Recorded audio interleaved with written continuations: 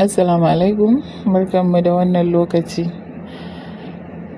‘Yar uwa, kada ki yarda akwai lokacin da maza za ki ga wai namiji yana fushi da ke ya hora ki ba zai yi jima'i da ke ba za ku yi mu'amalar aure ba. Sai ki ga wani namijin ya ce ai ta yi min laifi, sai ya ɗau kwana da kwanaki. ‘Yar uwa, ina baki shawara, idan har kin yarda ke da mijinki kin masa laifi, kin san kuma kin yi laifin, to akwai hanyoyi da dama da za ki ba shi haƙuri, da za ki kyautata masa, wanda idan kika yi su tabbas tilas sai ya kawo kansa, sai ya ji ma yana so har ya yi mu'amala aure da ke. To wasu mazan su kuma suna hora mace ne. Duk yayin da kuka samu laifi, kuka samu saɓani da kai da matarka, to abu na farko da za ka fara yi shine ka tabbatar da ta san ta yi laifin. Idan har ta tabbatar da ta yi laifin, to a nan za ka fara ɗan janye jikinka. To ita kuma idan ta san ta yi laifin, duk wata hanya da za ta bi don ta ga an samu maslaha da kai da ita za ta bi. Ba wai ka hora ta sai kun je kwanciya ka juya mata baya ba, ko kuma matar ita ma ta juya baya. A'a, a koda yaushe ba a so miji da mata su zauna su kwanta suna fushi da junansu, ba abu ne mai kyau ba. Idan ta yi maka laifi, kada ka nuna mata ɓacin rai. Idan ma za ka nuna ɓacin rai, to kar ka yi a shimfiɗa. Idan har ta sako ta baka haƙuri, to don Allah kar a ci gaba da wannan ɓacin ran.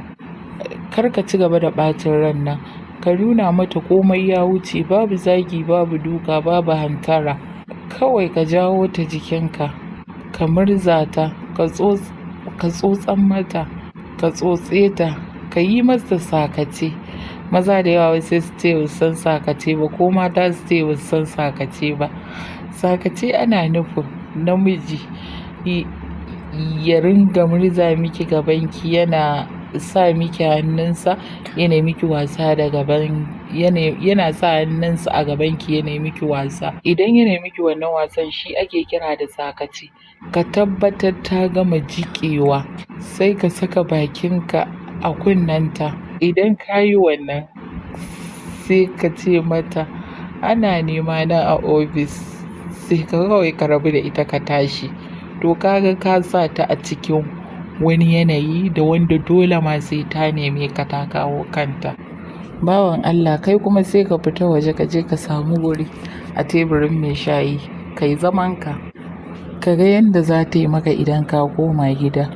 Wallahi ina tabbatar tun kana teburin mai shayin nan za ka fara ganin tasa-tasai ta fara aiko maka da su, na cewar sai da ka sa ta a network, ita fa yanzu muradinka take, kai take so.